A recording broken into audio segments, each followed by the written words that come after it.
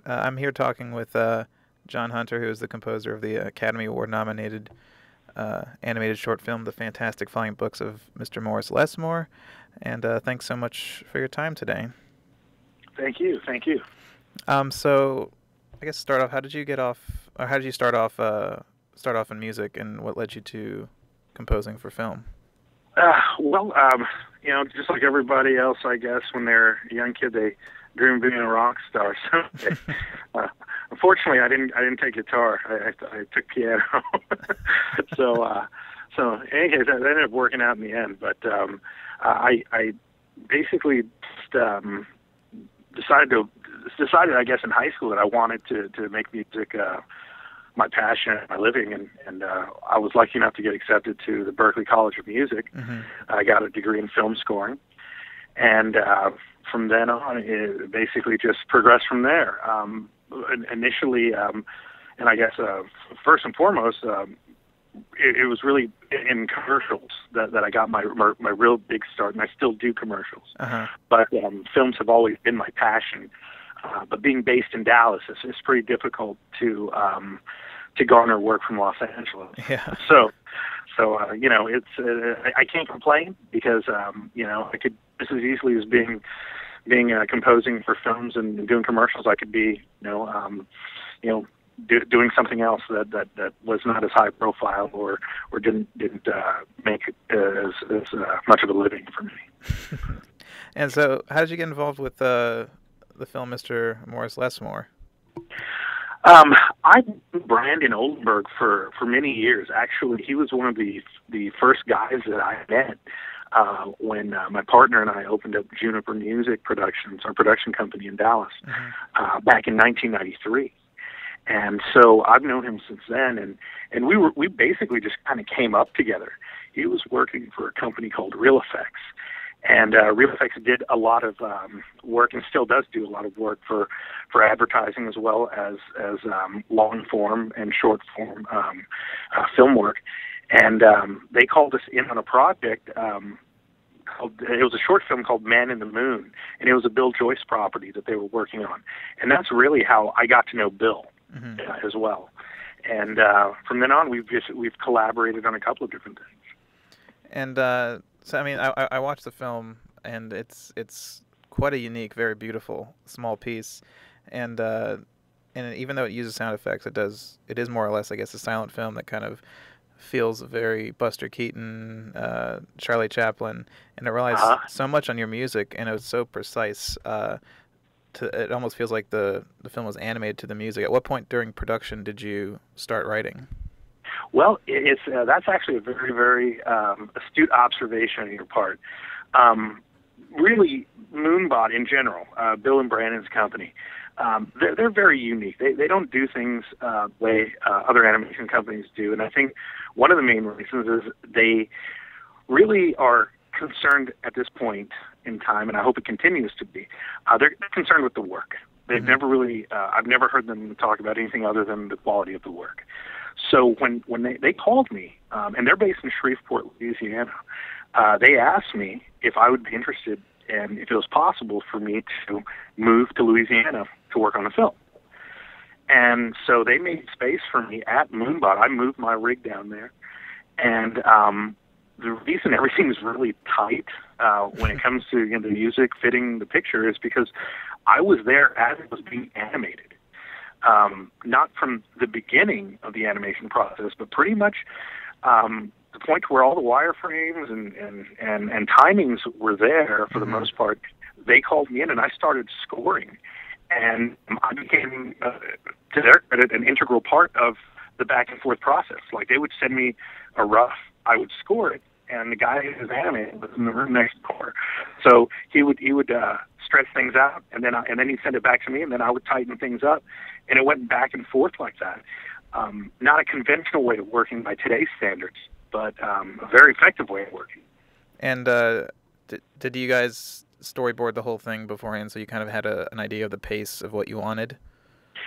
Yeah, actually, we kind of came up with our own way of working. A lot of times when you see the storyboards and they're laid out, you really don't know how long each frame's going to last. Right. So So you basically say, okay, here's a storyboard, and I would say, well, how many frames do you think it's going to be on this shot of his face? Oh, let's say 5. And how many frames is it going to be here? And so I kind of made a graph that was just timing. So I'm saying, okay, we need sad music up to here, then we get happy, and we go down here, and the whole thing's going to be 1 minute and 45 seconds, this cue. So I'd write that, and then they'd start animating to it. And there was, I said, hey, we need a little more time here, or we want to hang a little bit more on this expression. We're going to stretch this out. So then it'd come back to me. I'd mess with it and then send it back to them. So it was a great process going back and forth. It really was. And how long was the whole production? How long did it take from start to end to make the film? Well, for me, my involvement in it was about 2 months. I was in Shreveport for 2 months just working on the film. Uh-huh. So, that's a long time for 15 minutes. Yeah. Well, do you know how long it took for the whole film as a whole piece to be completed? Well, when we got called, it was the summer of 2010. I believe it was like June of 2010 when we got the first pencil sketch animatic from them. So I think that was that was when we saw it in its roughest state. But they may have been working on it for a little time before then. But wow. And it just incorporates almost every type of animation, which I've never seen before. It's just the whole feel of it. It's stop motion and miniatures and all that. And it was really, one of the things they said to me at the very beginning that I always kept in mind was they said, John, this is going to be our calling card. We're a brand new company, because they were basically building the studio as they were animating this as well. Yeah. I mean, there was a lot of stuff going on. So they said straight out, this is going to be our calling card. So that's, for me, it was a lot of internal pressure. Inside of me, I'm like, wow, okay, there's nothing else but music, sound effects in this thing. So I really do need to make sure this thing kicks some sort of ass. So, and a big part of the score is which almost is the central motif, is the tune "Pop Goes the Weasel."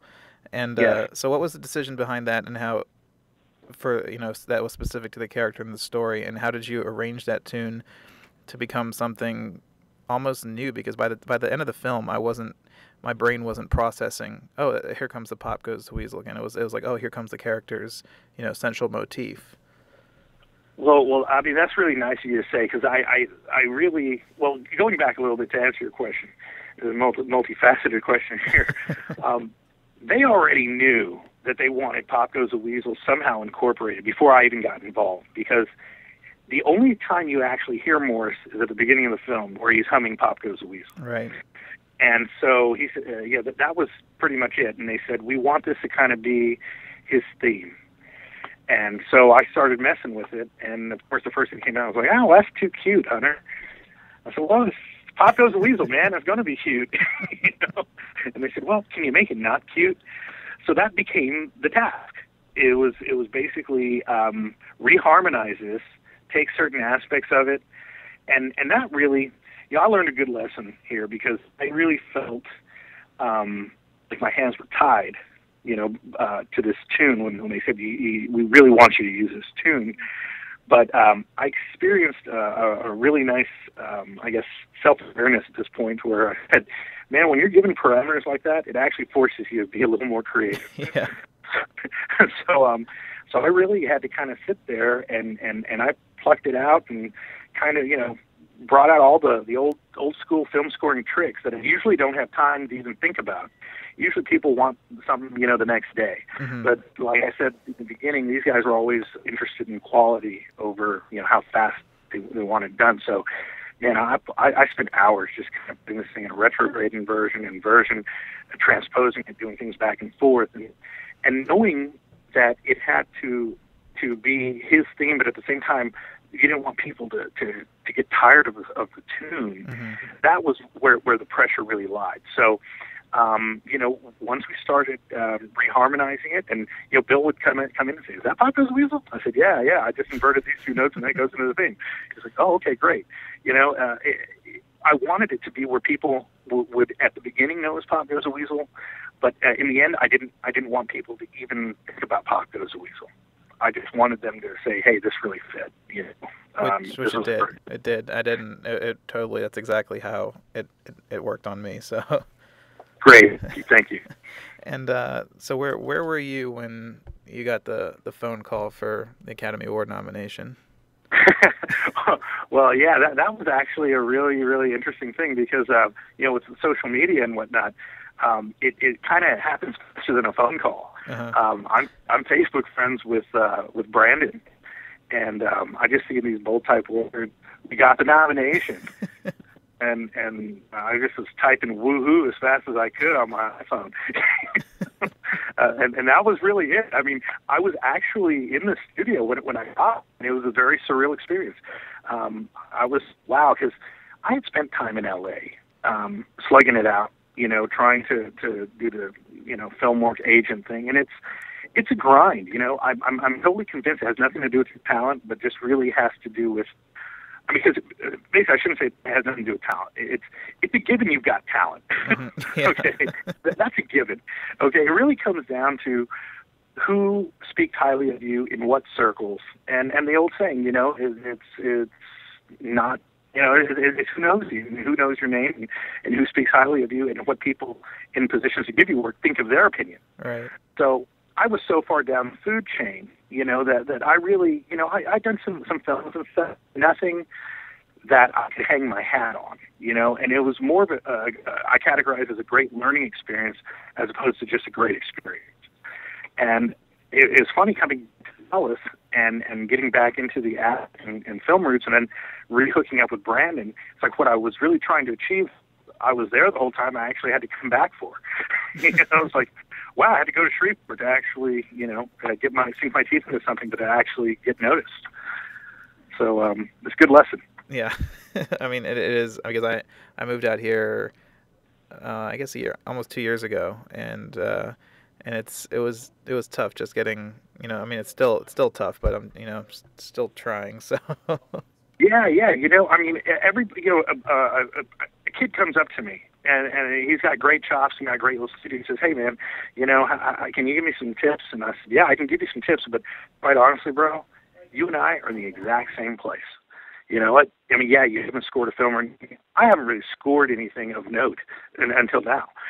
but it's just like, that's the way. If you and I both moved to Hollywood right now, even though I've got a few more films under my belt, we're still in the same boat, man.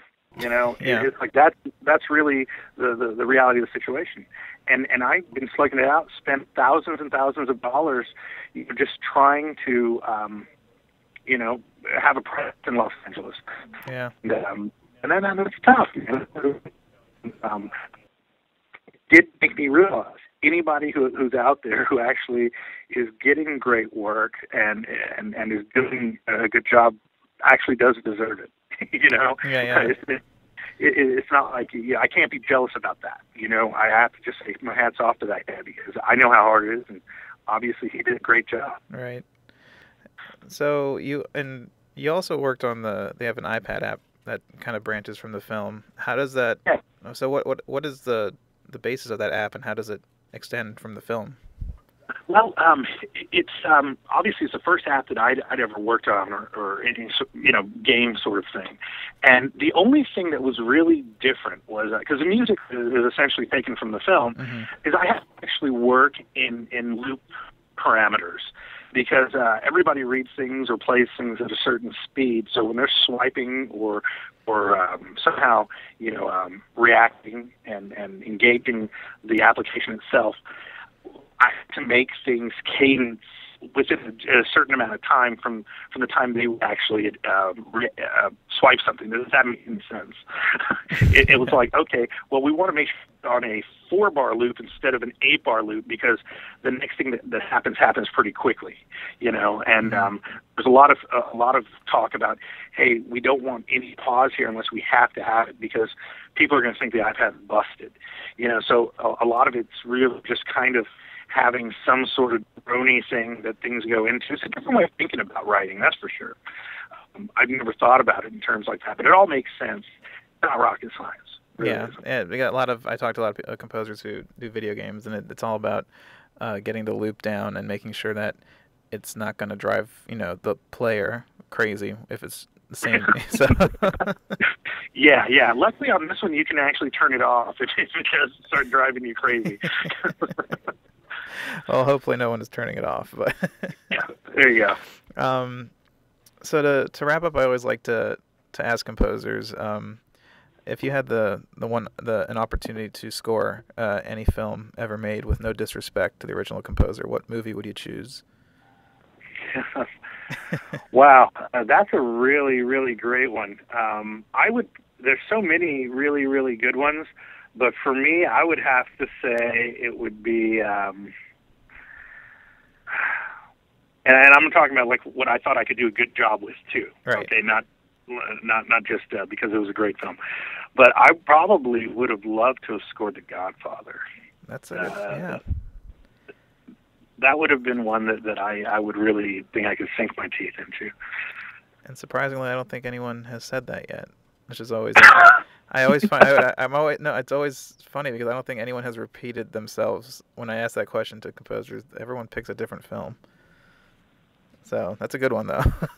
Well, good, awesome. But I'm out of questions for you now, John. So, but thank you so much for your time. Absolutely, man. This was great. I enjoyed it.